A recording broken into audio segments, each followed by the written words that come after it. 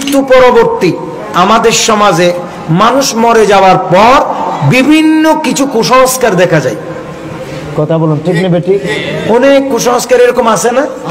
এগুলা আমাদেরকে বর্জন করতে হবে। যেগুলো কোরআন এবং হাদিসে নাই, যেগুলো সত্যিকারের কুসংস্কার, এগুলো আমরা বর্জন করতে হবে। যেমন মৃত্যুর পরে বেশ কিছু কুসংস্কার লক্ষ্য করা যায়, সেরকম 16টি কুসংস্কার আমাদের সমাজে প্রচলিত আছে। আপনাদের এই সমাজেও থাকতে পারে। আজকে থেকে এগুলাকে আমরা নোট করব, কোরআন এবং হাদিসের উপর আমল করব। সবাই বলেন ইনশাআল্লাহ। তো সেরকম কুসংস্কার কি? নাম্বার 1 হলো মৃত ব্যক্তির কাপড় পরলে নাকি হায়াত কমে যায়। তখন কি করে? মৃত ব্যক্তির কাপড় গুলো কিন্তু আবার ফেলে দেয় না, ও ফকির মিসকিন আসলে দিয়ে তো হায়াত তুমি তোমারটা কমে গেলে ফকির মিসকিনটা কি বাড়বে নাকি? তুমি নিজে পড়ো না, নিজের হায়াত কমে যাইব, ও ফকিরটা মারি বলতেছে তুই আগে মরিছে। কথা বলুন, এরকম আছে না আমাদের সমাজে? ইসলামের কোথাও এই সমস্ত কথার এগুলা কোনো ভিত্তি নাই। মৃত্যুর কাপড় এটা যদি আপনি মাইয়তের পক্ষ হয়ে সদকা করে দেন, এটা ভালো, মাইয়তের রূহে সওয়াব পৌঁছাবে।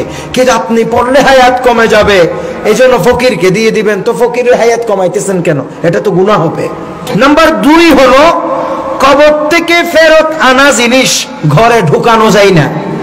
যেমন কোদাল নিয়ে যায়, হ্যাঁ, তারপর আরো ডেক্সি টেক্সি কি নিয়ে যায়, হ্যাঁ, লাইটে নিয়ে যায়, এগুলা নাকি ঘরে আর ঢুকানো যাবে না। একদম অনেকেই তো কবরস্থানেই রেখে দেয়, এটা ভালো জিনিসটা দেয় না, ও লাইটে রাখি আসে। এগুলো সব ব্যবহার করা যাবে, কোনো অসুবিধা নেই। নাম্বার 3 হলো অনেকেই বলেন ফাতিহার কিছু খাইলে নাকি স্মৃতিশক্তি কমে যায়। এটা আরেকটা বাউতাবাজি এবং মিথ্যাচার। কারণ এই ফাতিহার জিনিসে অনেক দোয়া পড়েছেন। কথা বলো, ঠিক নেবে? ঠিক ভাই, দোয়া পড়েছেন ফাতিহার জিনিস আপনি। এই উলামায়ে কেরাম দোয়া পড়েছেন ফাতিহার জিনিসে। ফাতিহার জিনিসের ভিতরে আল্লাহর কোরআনুল কারীমের আয়াত পড়া হয়েছে। অতএব এই ফাতিহার জিনিসে কোনো জীবাণু থাকলে, বিষাক্ত কিছু থাকলে সেটা পর্যন্ত মরে যাবে আল্লাহর জিকিরের উসিলায়। কথা বলুন, ঠিক নেবে? ঠিক। আপনি কিভাবে বললেন এটা খাইলে স্মৃতিশক্তি কমে যায়?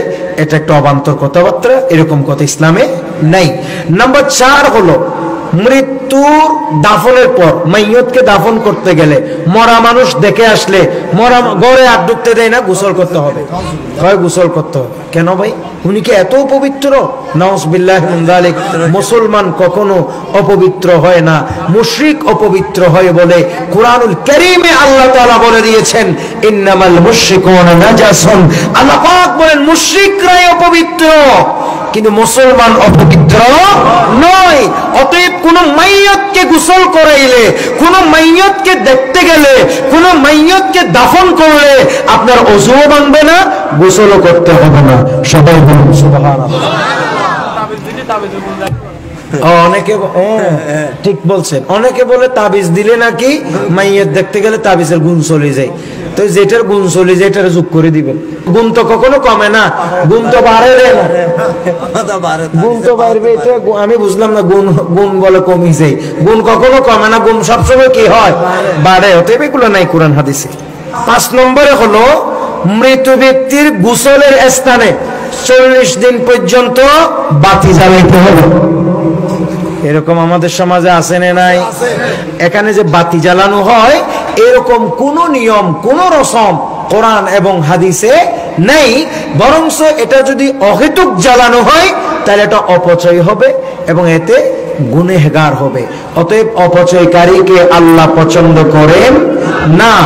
নাম্বার 6, মৃত্যুর ঘরে 4 দিনের দিন সব জিনিসপত্র ধুয়ে ফেলতে হবে। একদম তাদের ঘরের পাপুস থেকে, ঝাড়ু থেকে, কাপড় থেকে, আলনা থেকে, খাট থেকে, ব্যাগ বিছানা সব নাকি ধুয়ে ফেলতে হবে।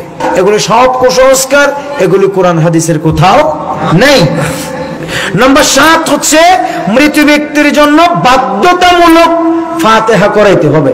আমাদের দেশে আজকে জিয়াফত করা হয়, অনেক মাইয়ত মারা গেলে 4 দিন না করা হয়, এটা ভালো, এটা ইসালে সওয়াব।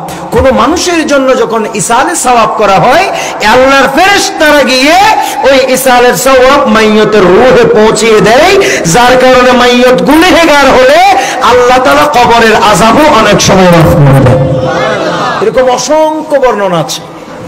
কিন্তু প্রিয় ভাইয়েরা আমার, এই ইসালে সওয়াব 4 দিন ফাতিহা কিংবা মাইয়তের জন্য জিয়াফত, এটা কোনো ফরজ কাম নয়, এটা আবশ্যকীয় কাজ নয়। কিন্তু এটা করতে যদি পারেন, মাইয়তের যদি ক্ষমতা থাকে, মৃত ব্যক্তির যদি আত্মীয় স্বজন থাকে, মৃত ব্যক্তির সম্পদ যদি থাকে, ওখান থেকে সাধ্য অনুযায়ী খরচ করে এই ফাতিহা করবে। কিন্তু ফাতিহা করাবার জন্য আলাদা জোরপূর্বক চাঁদা আদায় করা যাবে না। কথা বলুন ঠিক নেবে? অনেক জায়গা আছে ফাতিহার জন্য চাঁদা কালেকশন করা হয়, মানুষকে জোর করে বসানো হয়, দাফন করে আসছে সবাই গুল করে বসে গেছে, তুমি 10,000, তুমি 20,000, তুমি 30,000, নট করার সুযোগ নাই, ইজ্জত সম্মান সব তো খাবে। এখন বাধ্যতামূলক হয়ে দিতে হচ্ছে 4 দিনের দিন বিশাল মেজবা। প্রিয় ভাইয়ের আমার, এটা কোরআন হাদিসের এ সমস্ত এগুলো হচ্ছে হারাম, জোরপূর্বক ইসলামে কোনো কিচ্ছু জায়েজ নেই। আল্লাহ তাআলা একথা কোরআন কারীমে স্পষ্ট বলে দিয়েছেন, লা ইকরাহা ফিদ্দীন, দ্বীনের মধ্যে কোনো কিছুতেই জোর জবরদস্তি নাই। আর নিজের ইচ্ছায় কেউ যদি স্বইচ্ছায় কিছু কাউকে না দেয়, তাহলে এটা ইসলামে জায়েজ নাই, এটা জায়েজ নাই, এটা হালাল হবে না কোনোদিন। কথা বলুন ঠিক নেবে? অতএব এরকম করে যারা ফাতিহা কোরআন 4 দিনের দিন আবশ্যক মনে করেন, এটা অনুচিত। তবে কেউ কোনো আত্মীয় স্বজন, ছেলে মেয়ে কিংবা আত্মীয় স্বজন, নিকট আত্মীয় স্বজন অথবা মৃত ব্যক্তির রেখে যাওয়া সম্পদ থেকে ফাতিহা করাইলে কোনো অসুবিধা নেই, বরং মাইয়তের জন্য এটা ভালো। কিন্তু আরেকটি দল আছে, ফাতিহা নাকি কোরআন হাদিসে নেই, এটা আরেক মুসিবত। কোরআন শরীফের শুরুতে ফাতিহা, সুবহানাল্লাহ বলবেন না ভাই? কোরআন শরীফের শুরুতে ফাতিহা, পানি খাওয়ার সময় বিসমিল্লাহ পড়ে ফাতিহা দিতে হয়। আর এক ফেতনা কি, 4 দিন না নয়, 5 দিন না। শুনেন, যে কোনো ফাতিহা 4 দিনেই করাবেন। 4-এর সাথে ইসলামের অনেক সম্পর্ক আছে। বয়স কম হলে 4 দিনে করে ফাতিহা, বয়স বেশি হলে 5 দিন না। ও ভাবলে বেশি থেকে দেয় তুমি। এগুলা কুসংস্কার, এগুলো ইসলামে নাই, এগুলো আমরা করব না। ফাতিহা কয় দিনের দিন হবে? 4 দিন। 4 দিনের 4-এর সাথে অনেক ইসলামের অনেক বরকত। যেমন ইসলামের খলিফা 4 জন, আসমানি বড় বড় কিতাব 4টি, আল্লাহর কুদরতের আরশের পায়া 4টি, এমনি করে করে 4টি বড় বড় মাযহাব, 4টি বড় বড় তরিকা, 4-এর সাথে ইসলামের ব্যাপক সম্পর্ক রয়েছে। অতএব 4 দিনের দিন বুজুর্গানে দিন ফাতিহা করাইতেন। 3 দিন পর্যন্ত যেহেতু শোক পালন, আর 4 দিনের দিন মাইয়তের জন্য ইসালে সওয়াব। আল্লাহ তাআলা আমাদেরকে বোঝার তৌফিক দান করুন। তো নম্বর 8 হচ্ছে 40 দিন পর্যন্ত গোসলের স্থানে কাটা দেয়া। এরকম দেখি দেয় না, জায়গাটার সংরক্ষণ করে রাখে, আবার সেখানে কাটা দেয়। ও আমার প্রিয় ভাই, রাস্তা থেকে কাটা সরিয়ে ফেলা, এটা হচ্ছে ঈমানের সর্বনিম্নতম শাখা। কিন্তু আপনি সেটারে বিকৃত কইরা আপনি মাইয়তকে যেখানে গোসল করাইছেন, রাস্তা হলে রাস্তা, ওটাকে গেরুয়া দিয়ে ওখানে আবার কাটা দিলেন। এটা তো সম্পূর্ণ হাদিস বিরোধী কাজ করলেন। কথা কোন ঠিক কিনা? এটা সম্পূর্ণ সুন্নাহ বিরোধী কাজ, এগুলো করা যাবে না। মাইয়তের স্থানে কাটা দেয়। অনেকে আবার মাইয়ত যেখানে গোসল করেছে সেখানে অনেকে পানি দেয় 40 দিন পর্যন্ত, পেয়ালা দিয়ে, বাড়ি দিয়ে, অনেকে অনেক কিছু, গ্লাস দিয়ে, অনেকে বোতল দিয়ে, অনেকে কলসি দিয়ে, সকালে দেয় বিকালে। তো আমি জিজ্ঞেস করছি একজনকে, এগুলো কেন দেয়া হয়? কয়েকগুলো মাইয়তে এসে খাই। হ্যাঁ, যে এত সাগর, এত নদী, এত টিউবওয়েল সব পার হই, এখানে ফসা পানি এগুলা নিয়ে খাইতে এসে মাইয়ত। মাইয়তে এত বিয়া কলইছিনি, তোমার এই ফসা পানি খাইতে এসে। কথা বলুন ভাই, ঠিক না ভাই? ঠিক, এগুলো নাই কোথাও, এগুলো অবান্তর, এগুলো কে বানাইছে আল্লাহ জানে সমস্ত। নম্বর 9, কবরে 40 দিন পর্যন্ত বাতি জ্বালানো, এটা তো বলা হলো। নম্বর 10 হলো রুটি বিলীন করা। এই যে কেউ যদি মারা যায়, রুটি বিলিয়ে দেয়া, মানুষকে রুটি দেয়া, 7 দিন পর্যন্ত রুটি দেয়া, অথবা 7 দিনের দিন দেয়া, অথবা 7টি মসজিদে দেয়া, এইরকম যত ধরনের এগুলো আছে আর কি, এগুলা সরাসরি কোন সুন্নাহ দ্বারা প্রমাণিত নয়। এগুলা মৃত্যু পরবর্তী আমাদের যে সমস্ত কুসংস্কার, সেখানের ভিতর এটি একটি। কিন্তু কেউ যদি রুটি দিতে চান, মানুষ মারা গেছে, সেই হিসাবে ওনার ইসালে সওয়াবের জন্য কেউ যদি আপনি রুটি দিতে চান, তাহলে রুটি কেন, গোশত দেন, রুটি দেন, কোনো অসুবিধা নাই, বাদ দেন, কোনো সমস্যা নাই। মাইয়তের ইসালে সওয়াবের জন্য এগুলোতে কোনো প্রবলেম নেই। কিন্তু এটাকে আবশ্যক মনে করা, এটাকে আমাদের চট্টগ্রামের ভাষায় কেউ কেউ সন লুড়ি বলে। এই সমস্ত এগুলাকে আবশ্যক মনে করা, এগুলো কোনোভাবে ইসলামে নেই। এগুলো একটা কুসংস্কার এবং এগুলাকে আবশ্যক মনে করা যাবে না। নাম্বার 11, মৃত্যুর ঘরের খাবার পচে গেলেও নাকি অন্য কোথাও দেয়া যাবে না। এরকম আছে কি?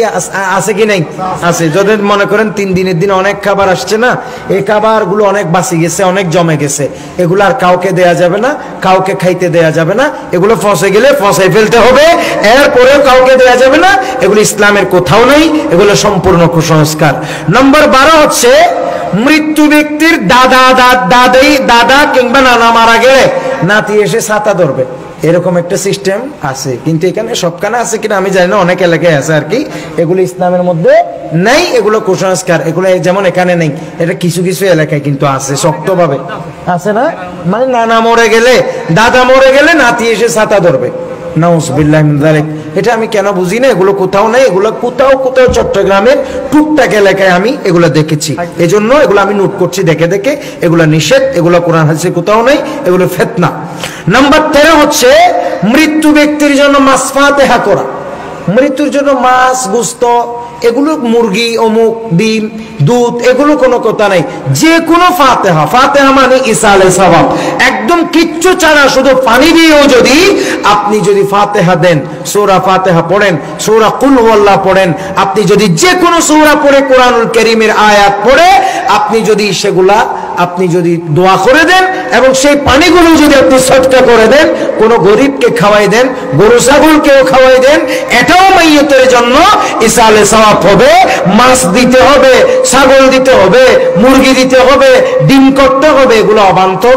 এরকম নির্দিষ্টকরণ ইসলামের মধ্যে নেই। নম্বর 14 হচ্ছে মৃত ব্যক্তির ঘরে মেহমান যদি আসে, ওরা যদি ওই দিন দিনে দিনে চলে না যায়, তাহলে 4 দিন পর্যন্ত যাওয়া যায় না, ওদের ঘরে থাকি যেতে হবে। এটা আরেক একটা বড় মারাত্মক ডেঞ্জারাস। এগুলা কোনো কোথাও নাই, এগুলা করা যাবে না।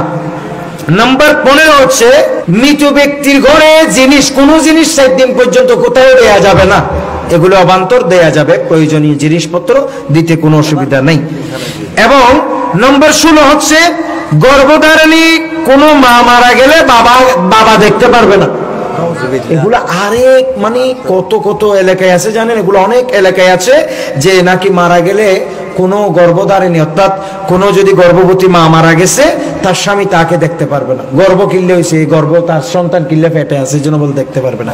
এই সমস্ত এগুলো কুসংস্কার, ইসলামের মধ্যে এগুলা নাই। প্রিয় ভাইয়ের আমার, সর্বোপরি কথা হচ্ছে যেহেতু কুসংস্কার আছে, আমরা সবসময় কুসংস্কারের বিরোধী।